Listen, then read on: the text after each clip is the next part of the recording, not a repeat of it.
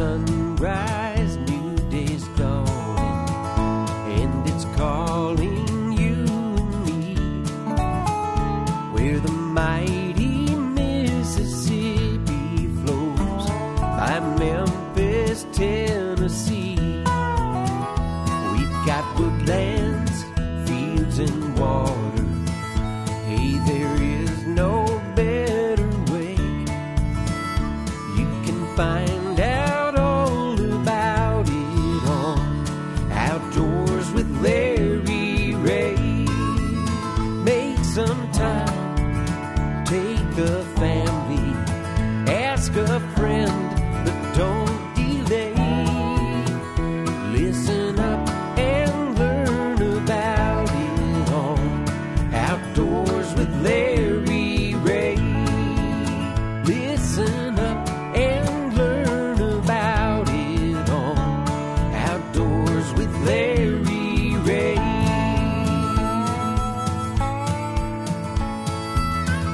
Good Saturday morning and welcome to another edition of the award-winning Outdoors with Larry Ray, brought to you proudly by the Tennessee Wildlife Resources Agency. Now, here's your host, Larry Ray.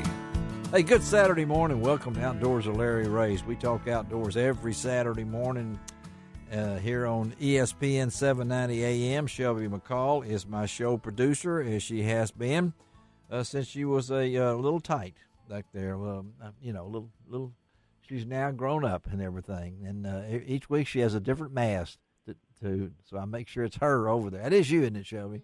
It is her. And this being third Saturday, who do we usually have on, Shelby, on third Saturday? Who? Frank Barton. And she called you, Frank. She said the master of dogs, Frank Barton. Yeah, you should have a mic. Good morning, Larry. Good morning, Frank. I know that. Good morning, Larry. Good morning, everybody. I know that you've been really busy. Last time we had you on, you were heading for a field trial and trying to get a Goose qualified for the Master Nationals. And so tell us the good news about Goose. Oh yeah, we had a good run this spring and got Goose qualified a couple weekends ago for the Master National in Idaho. In Idaho, we are. It's Tamarack Resort in Idaho, north part of Idaho. And how many dogs do we have? How many dogs we got now already? Right now, we were at 475. Okay. We're expecting, right now, I'm thinking we're going to be between 850 and 900. Of course, it's a long way to Idaho if you're not in the central states or whatever it be. So that's it's a good 3-day drive, according to what my trip computer has told me. All right, and Goose is gone. And Goose is, how old's Goose? Goose just turned 3. Goose just turned 3, and so Frank's been real busy on that. And another front that we want to touch on with Frank is he's our co-host every third Saturday. Frank Barton out of Marion, Arkansas. Retired businessman, I can say that. But anyway, you can still stop by Barton Equipment and see his son Franklin there in Marion. But and I love to hear the dogs barking in the background. That gives some credibility to Frank and me. So. But back in late April, Frank, there was a big to-do in Marion. The 1865, the Sultana steamboat explosion.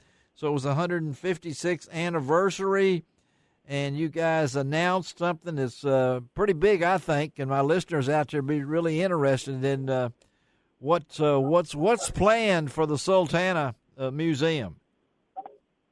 We had the kickoff for a fundraising campaign to build a permanent museum to memorialize what took place 156 years ago out there in the Mississippi River, just north of Memphis. So it's a multi-million-dollar campaign. We have a small museum right now, but it's very small, and it's but we think that there's enough interest to build a permanent museum, something to make it a destination spot and it'll be in Marion, and that was what took place on April 27th, just a few weeks ago in Marion, and that was the kickoff for it. So, and Frank, we're really excited about it. Yeah, and you're really involved in this. So tell our listeners, why is it so important to you, Frank Barton? You do some great postings on the Facebook. You're just chunked with information about it. What makes I know it was the greatest maritime disaster in U.S. history, but what's the deal with Frank Barton and the Sultana?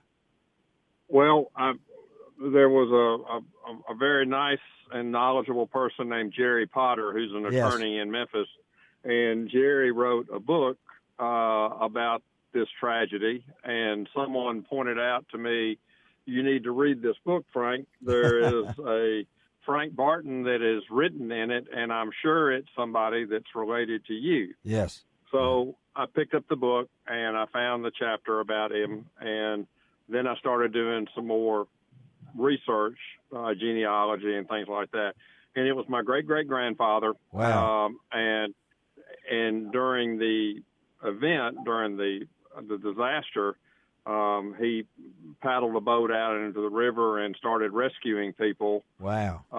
That were stuck out in the river, that were swimming and pulled up on trees and stuff. So he did that. It was a story that I had no knowledge of at all. Really? It was not passed down in my family. Uh-huh.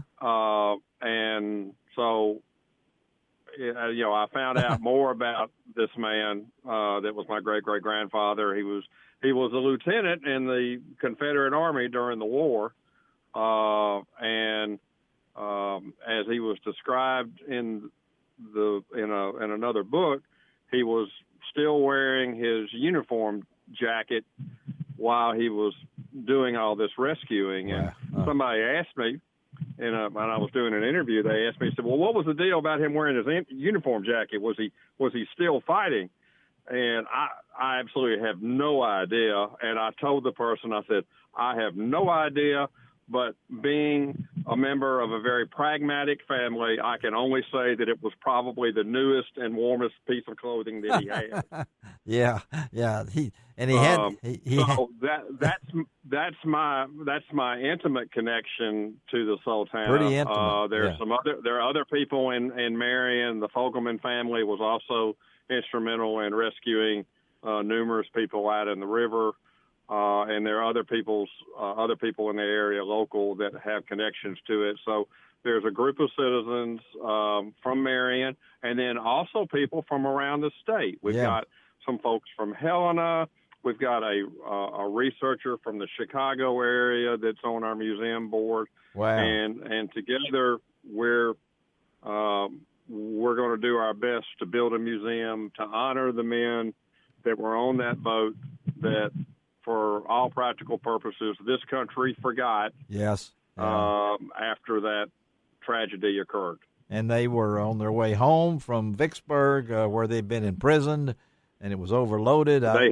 It was right over 1,500. Is that right, Frank, or something along that line? The number we'll never know. Yeah, there's a difference. There are anywhere between 1,800 and 2,500 people on the boat, depending on what sources you want to believe, and anywhere between 1,200 and 1,500 perished in the disaster. Most of the dead were never recovered. No, their bodies are still out there. They are still out in the river, and a large 400 or 500 of them died in Memphis, and most of those are buried in the National Cemetery there in Memphis. They were originally buried in Elmwood, and then when the National Cemetery got constructed, they were moved to the National Cemetery in Memphis. I told you Frank knows this stuff, folks. Just Google Sultana tragedy, whatever it might be, steamboat explosion. Jerry Potter's book is a great one. There's other things out there, and I want to throw that out there. And you might think, well, what are we talking about? This is an outdoor show. Well, this has a local connection with a lot of history, and you folks know me. I love history, but this was something that happened right here on the Mississippi River in 1865. And I'm hoping if everything goes right at the proposed site, Briarwood and Military Road in Marion. And I know that it could be a great tourist attraction. They're even talking about maybe 50,000 visitors to Marion annually, provided they can get across the river. Hopefully, Frank, the bridge, the new bridge, or whatever you want to call the bridge, as of this Saturday morning, that's been the talk of everything. But I know the bridge. Even the river traffic, but that's a whole other thing. But anyway, I wanted you folks to know that.